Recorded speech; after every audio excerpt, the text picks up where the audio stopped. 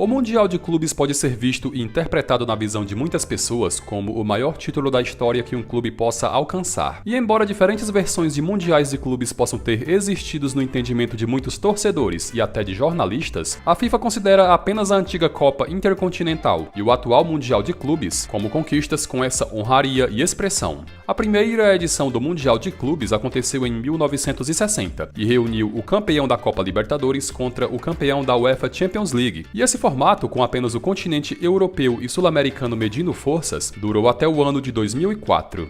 Em 2000, aconteceu o primeiro Mundial de Clubes que contou com a participação de todos os continentes, mas já em 2001, a competição foi suspensa por motivos operacionais, só retornando à ativa em 2005 e perdurando até os dias atuais. Nesse vídeo é dia de atualizarmos a lista de todos os clubes campeões do mundo. Então, antes de mais nada, peço o seu like no vídeo para ajudar na divulgação e engajamento, e a sua inscrição no canal se você for novo por aqui. Eu tenho certeza de como você vai gostar bastante do diversificado conteúdo que é postado. Tamo junto!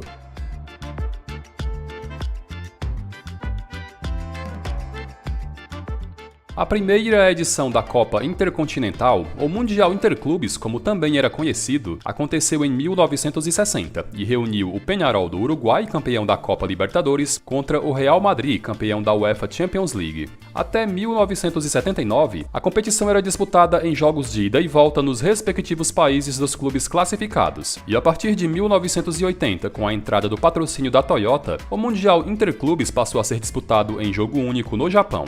Em 1960, o jogo da ida foi disputado no Uruguai e terminou empatado em 0-0. Na volta na Espanha, o Real Madrid não tomou conhecimento do Peñarol e se tornou o primeiro campeão mundial com a estupenda goleada de 5-1. Em 1961, o Peñarol novamente estava na final do Mundial Interclubes, após ter ganho pelo segundo ano consecutivo a Copa Libertadores. O adversário na final foi o Benfica de Portugal, e cada clube venceu seu jogo como mandante. E mesmo o Peñarol tendo ganho por 5-0 em seus domínios, o jogo desempate teve de ser realizado porque não existia a regra do saldo de gols. Novamente disputado no centenário, o Peñarol foi campeão do mundo com a vitória de 2-1. Em 1962, o Benfica retornou à nova final do Mundial, após novamente ter ganho a Copa Europeia, e pela frente o clube mediu forças contra o Santos, campeão da Libertadores daquele ano. O time de Pelé, de forma soberana, ganhou o primeiro Mundial para um clube brasileiro ao vencer os portugueses em ambos os jogos das finais, com direito a uma goleada de 5-2 em pleno Estádio da Luz, em Lisboa. Em 1963, o Santos estava em mais uma final do Mundial e o adversário foi o Milan. Cada clube venceu seu jogo como mandante por 4-2. E no jogo desempate, novamente disputado no Maracanã, o Santos foi bicampeão do mundo ao derrotar os italianos por 1-0, em gol de pênalti convertido pelo lateral esquerdo Dalmo. Em 1964, o campeão europeu foi a Internazionale de Milão, enquanto que o campeão da Libertadores foi o Independiente da Argentina. Na ida, vitória de 1-0 dos argentinos, e na volta, vitória italiana por 2-0. E no jogo desempate realizado no Santiago Bernabéu, em Madrid, a Internazionale ganhou o seu primeiro Mundial com um triunfo de 1-0 na prorrogação. Em 1965, os clubes retornaram à final do Mundial, já que ambos venceram seus respectivos campeonatos continentais. Mais uma vez, a Internazionale levou a melhor sobre o Independiente, com o jogo da ida em Milão terminando 3-0 e o da volta em Avejaneda terminando empatado em 0-0. Em 1966, mais uma vez tivemos uma final de Mundial sendo reeditada, e os protagonistas foram o Peñarol e o Real Madrid. Diferente de 1960, dessa vez quem faturou o título foram os uruguaios, ao vencer ambos os jogos das finais pelo placar de 2-0. Em 1967 foi quando um clube argentino venceu pela primeira vez o Mundial Interclubes, e o clube em questão foi o Racing de Avejaneda. O adversário na final foi o Celtic da Escócia, primeiro e único campeão da UEFA Champions League no país, e o título só foi definido no terceiro jogo desempate disputado em Montevideo. Em 1968, novamente um clube argentino faturou o título do Mundial, e o campeão foi o Estudiantes. A final foi disputada contra o Manchester United da Inglaterra, e o primeiro jogo disputado em La Bombonera foi vencido pelo Estudiantes por 1-0. O título foi garantido com um empate de 1-1 em Old Trafford. Em 1969, novamente o Estudiantes estava na final da Copa Intercontinental, e pela frente o clube enfrentou o Milan. A partir dessa edição foi adotado o placar global como critério de desempate, acabando com o terceiro jogo em caso de vitória de cada um dos clubes. O Milan venceu o primeiro jogo na Itália por 3-0, e na volta a vitória de 2-1 do Estudiantes não foi o suficiente para tirar o título do rosoneiro. Esse jogo ficou marcado pela conduta violenta e apelativa por parte dos jogadores do Estudiantes, algo que posteriormente se resultou em desistência de europeus e edições não realizadas. Em 1970, pelo terceiro ano consecutivo, lá estava o Estudiantes em nova final da Copa Intercontinental, e o adversário foi o Feyenoord da Holanda, primeiro campeão europeu dos Países Baixos. Mesmo com sua conduta intimidadora caracterizada pelo antijogo, o Estudiantes não conseguiu vencer os holandeses, com um empate de 2-2 em La Bombonera e com derrota de 1-0 em Rotterdam. Em 1971, depois de ver o arquirrival Peñarol ganhar 3 Libertadores e 2 Mundiais Interclubes, o Nacional enfim venceu a sua primeira Libertadores e também o seu primeiro Mundial. A final do Mundial foi contra o Panathinaikos da Grécia, que havia sido vice-campeão europeu ao perder o título para o Ajax, e devido os holandeses terem desistido de disputar o Mundial com receio da violência dos sul-americanos, a vaga foi destinada aos gregos. O título foi garantido após vitória de 2-1 no Centenário, com o primeiro jogo na Grécia terminando empatado em 1-1. Em 1972, o Independiente venceu a sua terceira Libertadores e retornou à final do Mundial, enquanto que o Ajax, bicampeão europeu, dessa vez decidiu jogar o Mundial, mesmo com receio do antijogo por parte dos sul-americanos. Na ida em Avejaneda, empate em 1-1, e na volta em Amsterdã, vitória de 3-0 e título mundial para os holandeses. Em 1973, novamente o Independiente retornou à final do Mundial, e o adversário poderia novamente ter sido o Ajax, afinal o clube foi o campeão europeu de 73, título esse o terceiro consecutivo. Entretanto, assim como em 1971, os holandeses mais uma vez abriram mão da disputa, e em seu lugar foi o vice-campeão europeu, a Juventus. A priori era para serem disputados 2 jogos, mas ao ser derrotado por 1-0 em solo italiano, a Juventus preferiu não tentar reverter a desvantagem na Argentina, e o Independiente foi proclamado campeão do mundo em 73. Em 1974, novamente o Independiente estava na final do Mundial Interclubes, após o seu terceiro título consecutivo da Copa Libertadores. O adversário seria o Bayern de Munique, que havia sido o campeão europeu, mas alegando falta de espaço no calendário e também com receio da conduta catimbeira dos argentinos, preferiu abrir mão da vaga. Em seu lugar foi o vice-campeão europeu, o Atlético de Madrid, e cada clube venceu seu jogo como mandante, e pelo Atlético ter vencido em Madrid por 2-0, foi proclamado campeão do mundo sem ter ganho o título do seu continente.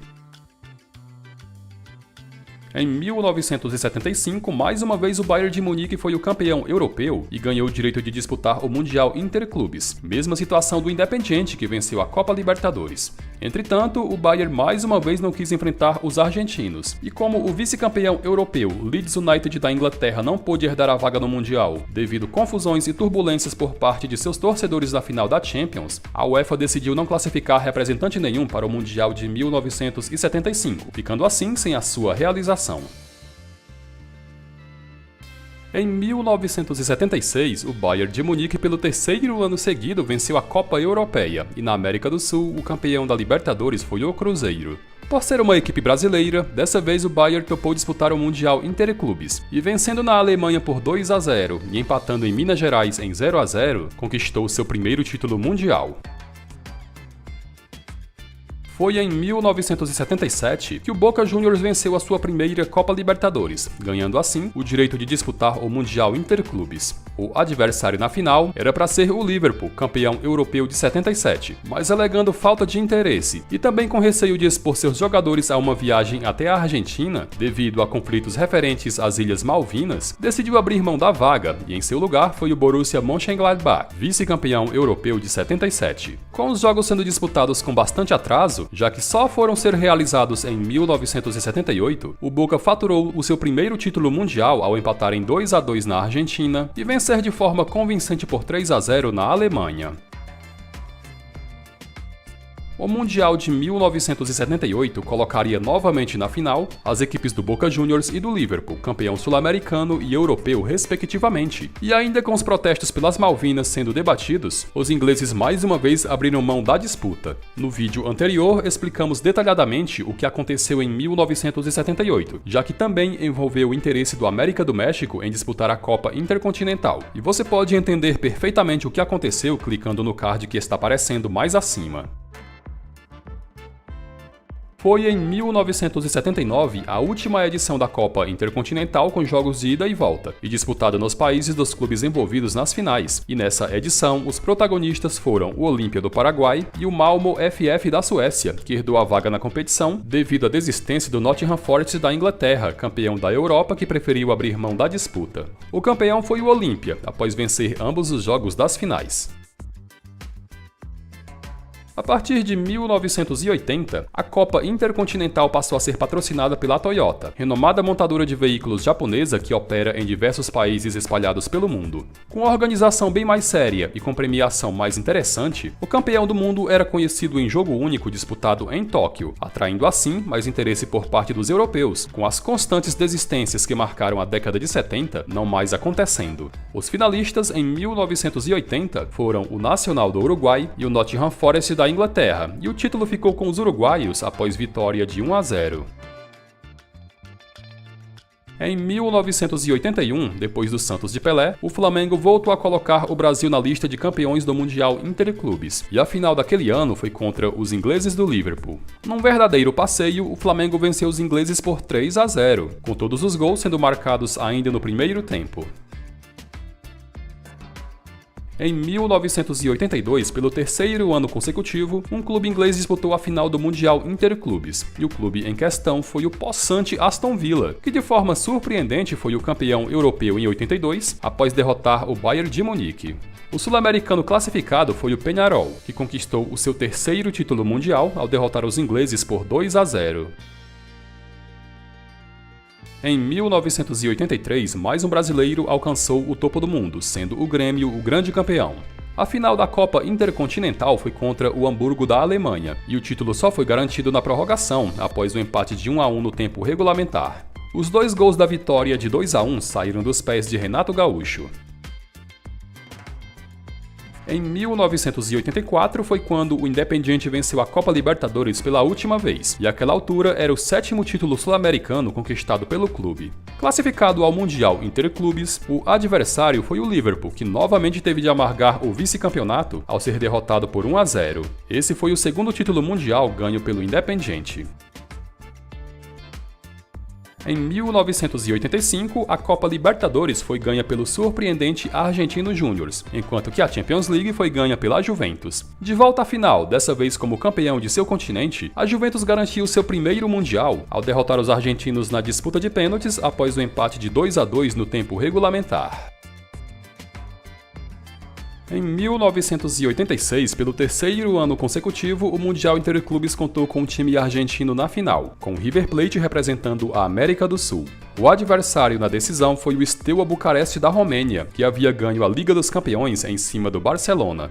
O título foi para as mãos dos argentinos, com a vitória de 1-0. Em 1987, mais de 20 anos após o Benfica disputar 2 edições seguidas do Mundial, um time português chegava na final da Copa Intercontinental, sendo o Futebol Clube do Porto o protagonista. A final foi contra o Peñarol, e em jogo que só foi definido na prorrogação, o Porto faturou o primeiro Mundial de Clubes do futebol português com a vitória de 2-1. O Nacional do Uruguai, em 1988, venceu a sua terceira e última Copa Libertadores, em final contra o Newell's Old Boys. No Mundial Interclubes, o adversário foi o PSV da Holanda, que em 88 venceu o seu primeiro e único título europeu. Após o 2-2 no tempo regulamentar e na prorrogação, o campeão foi definido nas penalidades, com o Nacional garantindo o 100% de aproveitamento em finais do Mundial, ao converter 7 cobranças contra 6 dos holandeses. Em 1989, o Atlético Nacional venceu pela primeira vez a Copa Libertadores, garantindo também o primeiro título da América para o futebol colombiano. Classificado para o Mundial Interclubes, o adversário foi o fortíssimo Milan de Arrigo Sacchi, e num jogo bastante amarrado que só foi definido na prorrogação, o título foi ganho pelos italianos após Evani sair do banco e fazer o gol da vitória de 1-0. Em 1990, mais uma vez o Milan foi o campeão europeu e novamente marcou presença na final do Mundial Interclubes, com o Olímpia do Paraguai sendo o seu adversário. Sem maiores dificuldades, o Milan garantiu mais um título mundial ao derrotar os paraguaios por 3-0.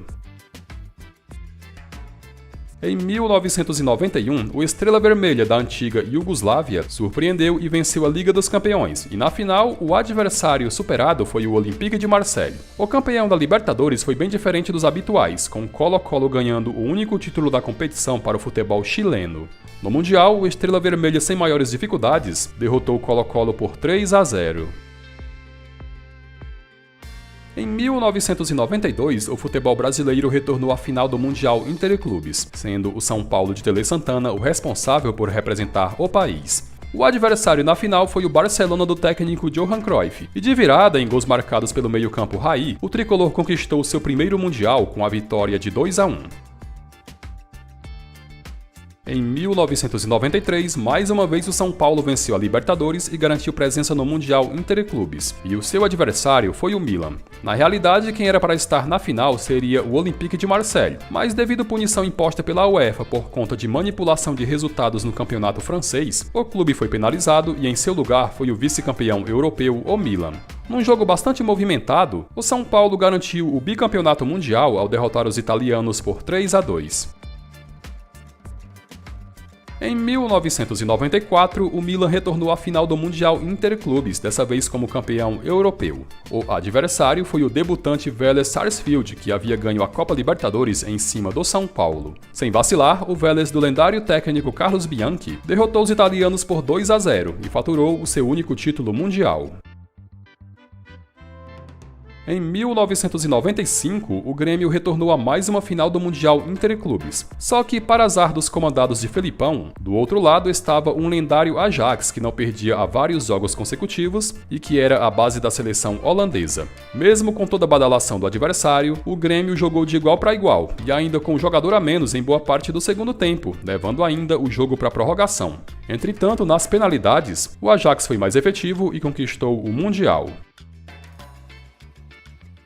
10 anos após vencer o Mundial, o River Plate teve nova chance de pintar o mundo com suas cores, com o adversário pela frente sendo a Juventus da Itália. Entretanto, no duelo entre ídolo e fã, melhor para o fã, com Zidane sendo campeão sobre o ídolo Enzo Francescoli, com o gol da vitória da Juventus saindo dos pés de Del Piero. Mais de 20 anos após disputar o Mundial Interclubes e ter a chance de conquistar o título, o Cruzeiro mais uma vez teve de amargar o vice para um clube alemão, com a final de 1976 sendo perdida para o Bayern de Munique e a de 1997 sendo perdida para o Borussia Dortmund. Para ficar com a taça, os alemães tiveram que derrotar os brasileiros por 2-0. 1998 foi o ano em que o Vasco completou 100 anos de fundação, e após vencer a Copa Libertadores, o clube apostava na conquista do Mundial para fechar o festivo ano com chave de ouro. Entretanto, pela frente, o adversário foi o poderoso Real Madrid, e mesmo jogando de igual para igual, o Vasco amargou o vice-campeonato ao ser derrotado por 2-1.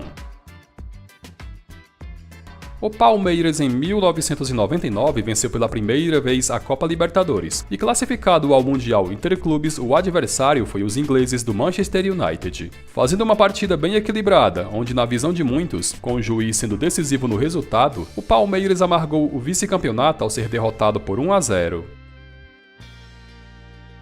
Em 2000, a FIFA deu pontapé inicial na organização do primeiro Mundial de Clubes que contaria com a participação de todos os campeões continentais, e o país que sediou o evento foi o Brasil. De forma até que estranha, os dois finalistas foram Corinthians, que jogou como campeão do país sede, e Vasco, que jogou como representante da Conmebol. Após o 0-0 no tempo normal e na prorrogação, o Timão garantiu o título mundial nos pênaltis ao converter 4 cobranças contra 3 do Vasco.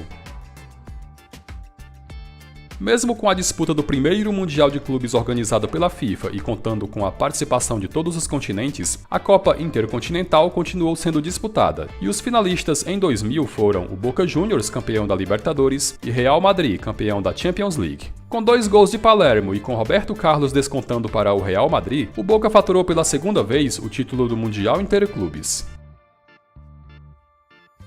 Outra vez campeão da Libertadores em 2001, o Boca Juniors retornou a mais uma final do Mundial Interclubes e pela frente o adversário foi o Bayern de Munique. Em jogo que só foi definido na prorrogação, o Bayern faturou seu segundo título mundial. 2002 foi o ano do centenário tanto do Real Madrid quanto do Olímpia, os campeões de seus respectivos continentes. Quem ganhasse o Mundial naquele ano fecharia a temporada com chave de ouro. E contando com o reforço galáctico de Ronaldo, o Real Madrid pela terceira vez em sua história faturou o título do Mundial com a vitória de 2-0. Em 2003, o Boca Juniors do técnico Carlos Bianchi ganhou mais uma vez a Copa Libertadores, a terceira no intervalo de 4 anos. Classificado para o Mundial Interclubes, o adversário foi o Milan, e assim como em 1994, quando derrotou os italianos comandando o Vélez Sarsfield, Carlos Bianchi novamente ganhou um Mundial sobre o Rossonero, dessa vez em disputa de pênaltis. 2004 foi um ano cheio de campeões improváveis nas mais variadas competições espalhadas pelo mundo. Não pudera, o campeão europeu foi o Porto de José Mourinho e o campeão sul-americano foi o modesto Once Caldas da Colômbia.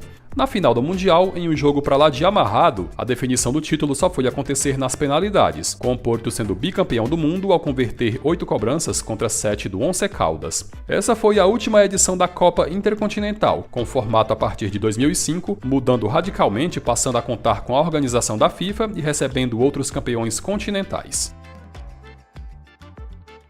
Depois de 4 anos de hiato, o Mundial de Clubes da FIFA retornou à ativa em 2005, e o representante do continente sul-americano foi o São Paulo. Da Europa, o representante foi o Liverpool, e como era de se esperar, sul-americanos e europeus avançaram à grande final, com o São Paulo despachando o Al Ittihad da Arábia Saudita e o Liverpool eliminando o Saprissa da Costa Rica. Na decisão deu São Paulo, que conquistou o tricampeonato mundial após vitória de 1-0, em gol marcado pelo herói improvável, o volante mineiro.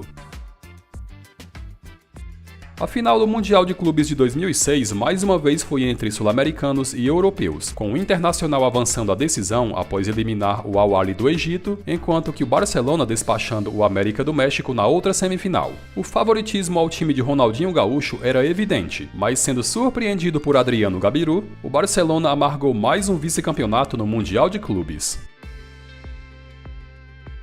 Em 2007, os 2 finalistas foram Boca Juniors, que despachou o Étoile da Tunísia nas semifinais, contra o Milan, que eliminou o Urawa Red Diamonds do Japão na outra semifinal. Reeditando a final de 2003, dessa vez o Milan foi quem levou a melhor e de forma soberana ficou com o título mundial após vitória de 4-2.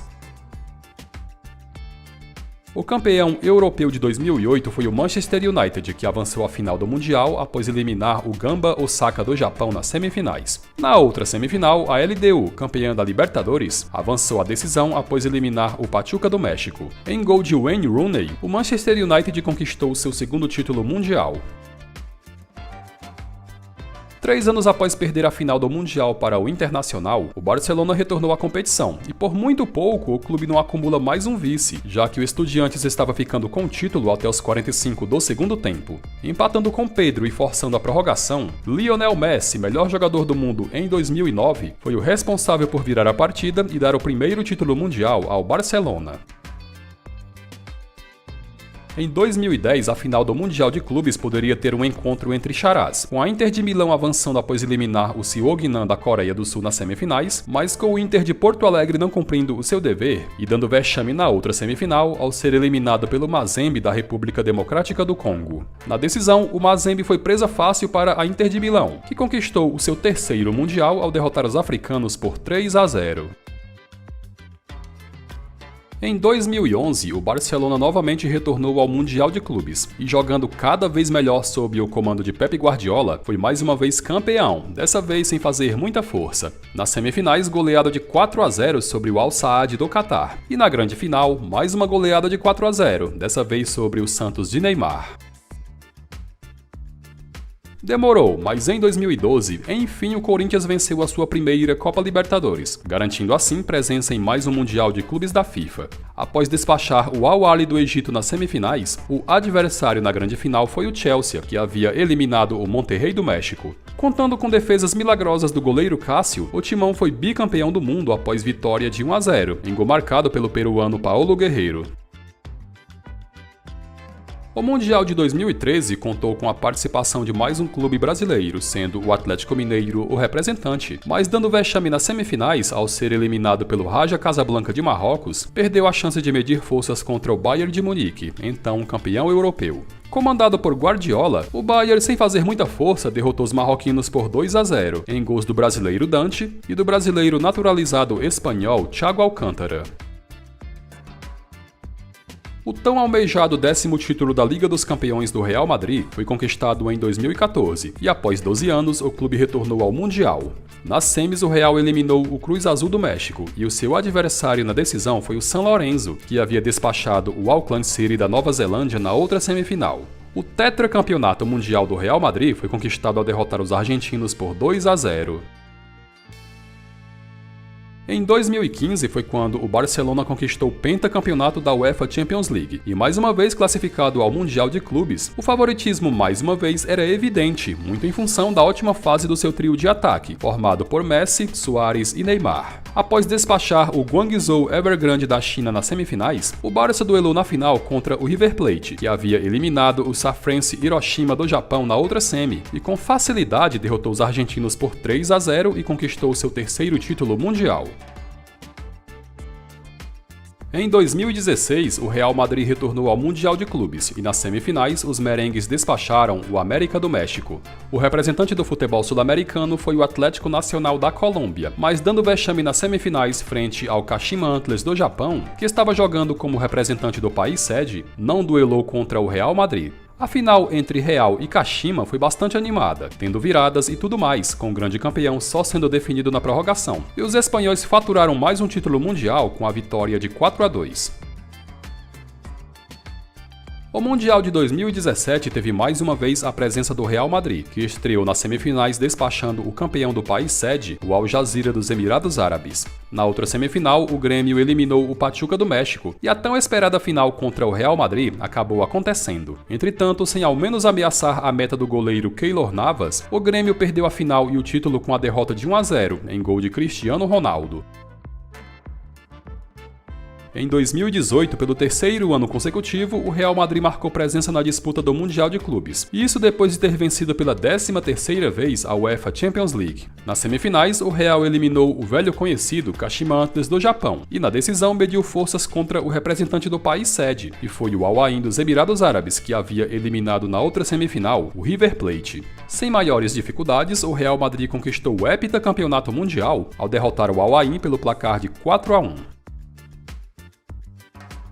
Em 2019, depois de 38 anos, o Flamengo voltou a ganhar a Copa Libertadores, e no Mundial o clube teria a chance de reeditar a final de 1981 contra os ingleses do Liverpool. O esperado duelo acabou acontecendo, com o Flamengo despachando o Al Hilal da Arábia Saudita nas semifinais e com o Liverpool eliminando o Monterrey. Na decisão, o jogo foi de igual para igual, com chances lá e cá, e se arrastando até a prorrogação, foi de Roberto Firmino o gol do título dos Reds na chamada revanche por 1981.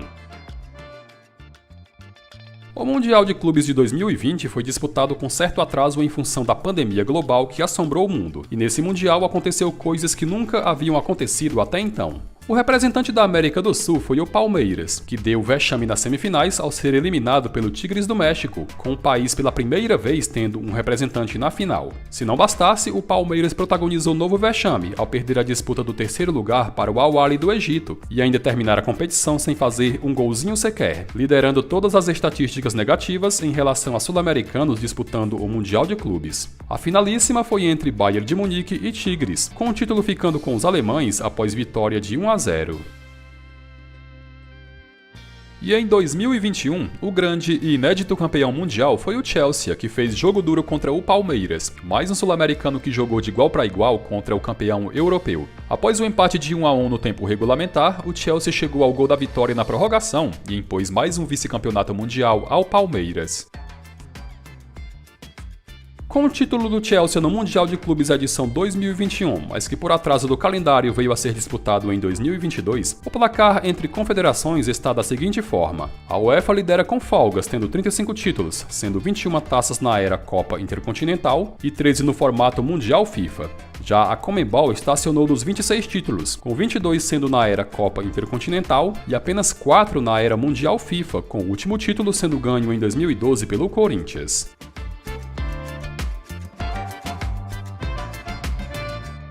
Bom pessoal, chegamos ao final de mais um vídeo. Não esqueça de curtir e de deixar a sua opinião na caixa de comentários.